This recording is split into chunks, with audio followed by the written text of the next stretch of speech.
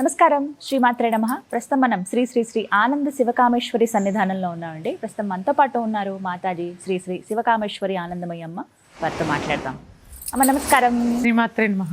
అమ్మ, రెండవ రోజు పూజా విధానం, అమ్మవారి అలంకారం, పెట్టవలసిన నైవేద్యం, అలాగే ఖచ్చితంగా పఠించవలసిన శ్లోకం వివరిస్తారా? తప్పకుండా అమ్మా.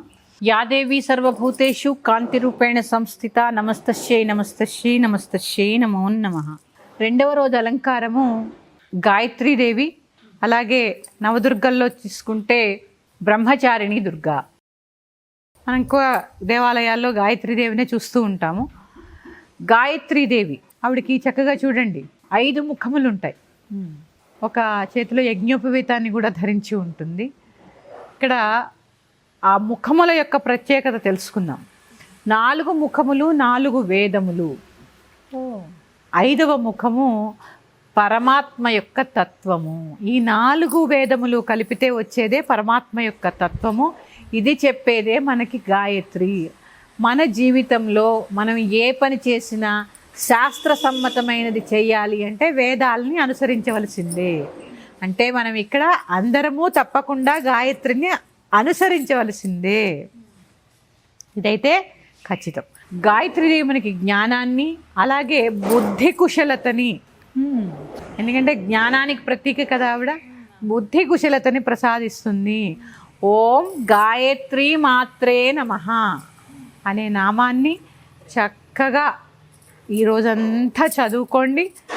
లలితా సహస్రనామం ఎలాగ చేస్తాం కాబట్టి మనం ఈవిడికి సమర్పించవలసినటువంటి నివేదన కొబ్బరి అన్నము. కొబ్బరి అన్నము. ఆవిడికి కట్టే చీర రంగు ఆరెంజ్ కలర్ కానీ కనకాంబరం రంగు కానీ. ఎందుకంటే చూడండి, సన్యాసాశ్రమ దీక్షలో ఉన్న వాళ్ళు కూడా కాషాయం ధరిస్తారు. జ్ఞానానికి త్యాగానికి గుర్తు కాషాయం. అలాంటి రంగు ఆవిడ ధరిస్తుంది. అలాంటి చీరని ఇవ్వాలి. అలాంటి పుష్పాలే మనకు దొరుకుతాయి కదమ్మా, అలాంటి పుష్పాలే చక్కగా పూజ చేసుకోవాలి. ఆవిడ మనకి జ్ఞానాన్ని, బుద్ధి కుశలతని ప్రసాదిస్తుంది. ఓం శ్రీ గాయత్రీ మాత్రే నమః అనే మంత్రాన్ని చక్కగా పట్టించుకుంటూ, గాయత్రీదేవి స్తోత్రాలు అంటే గాయత్రీ మంత్రం మనం ఇప్పుడు ఉచ్చరించలేం కాబట్టి ఈ మంత్రం చేసుకుంటూ చక్కగా పూజ చేసుకోండి. ఆవిడకి నివేదించవలసింది మాత్రం కొబ్బరి అన్నం. అమ్మ, ఈ రోజు కూడా ఉదయం నుంచి సాయంత్రం వరకు రాత్రి పూజే ప్రధానమా? రెండో రోజు కూడా ఎప్పుడైనా నవరాత్రే కదమ్మా, ఉదయం కూడా చేయాలి. అసలైతే త్రిసంధ్యలు పాటించాలి. ఉదయం చేసుకునే అవకాశం లేని వాళ్ళు రాత్రి మాత్రం నవరాత్రి సెలబ్రేషన్ కదమ్మా, చేసుకోవాలి. నవరాత్రి రాత్రి పూజ చాలా విశేషం. నవరాత్రుల్లో దుష్ట శిక్షణార్థం చేయవలసిందే. ఇక్కడ ఇంకో విశేషం చెప్పుకోవాలి. లలిత త్రిపుర సుందరి, గాయత్రి త్రిపద గాయత్రి. ఇట్లా అంటే దాని యొక్క విశ్లేషణ మళ్ళీ మనం చెప్పుకుందాం. అట్లా అంటే ఈ మనకి వేదము, జ్ఞానము ఏది కావాలన్నా కూడా ఇవ్వాల్సింది ఆవిడే, అమ్మవారే. మనం ఆవిడ మీదే ఆధారపడి ఉన్నాం, వేదం మీదే ఆధారపడి ఉన్నాం. అందుకని అందరూ కూడా చక్కగా గాయత్రీదేవిని చక్కగా అర్చనాది కార్యక్రమాలతో తృప్తిపరిచి ఆవిడ అనుగ్రహానికి పాత్రులు కండి. అలంకరణ కూడా ప్రధానంగా ముఖ్యమే. పూజ చేసే వాళ్ళు కూడా చక్కగా చాలా ముఖ్యం అమ్మా. ఇక్కడ శుభ్రమైన వస్త్రాలు కట్టుకోండి. రోజు కొత్తవి కట్టుకోవాలని లేదు. ఉతికి ఆరవేసినటువంటి వస్త్రాలు, అలాగే నివేదన చేసేటప్పుడు కూడా శుచిగా శుభ్రంగా చేయండి. ప్రసాదాలు వృధా చేయకండి. ఎంత ఉండాలో అంతే వండి చక్కగా కుటుంబం అంతా తీసుకోండి. ప్రసాదం ఒకళ్ళకి పెట్టి తినడం నేర్చుకోండి. ఇది చాలా ముఖ్యం.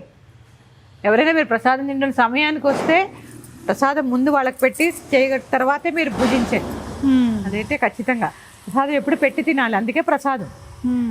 అదొకటి అలవాటు చేసి సమర్పణ భావన అది రావడానికే దానికి ప్రసాదం అని పేరు పెట్టారు. అంటే ఇవాళంతా కూడా జపం చేసుకోవడం, అమ్మవారి నామమే చేసుకోవాలి. పని చేసుకుంటున్నప్పుడు రోజంతా కూడా నామంలో గడిపితే చాలా అదృష్టం. కొంతమంది అదృష్టం ఉంటుందమ్మా. ఆఫీసుకి వెళ్ళిపోయే వాళ్ళు ఉంటారు కాబట్టి బండి మీద వెళ్తూ కూడా జపం చేసుకోండి. ప్రయాణ నామమే కదా. ఎందుకంటే ఈ విశేషమైన రోజులు కాబట్టి చేసుకోవాలమ్మా, చేసుకోవాలి. చక్కగా వివరించారమ్మా. ధన్యవాదాలు. శ్రీమాత్రే నమః.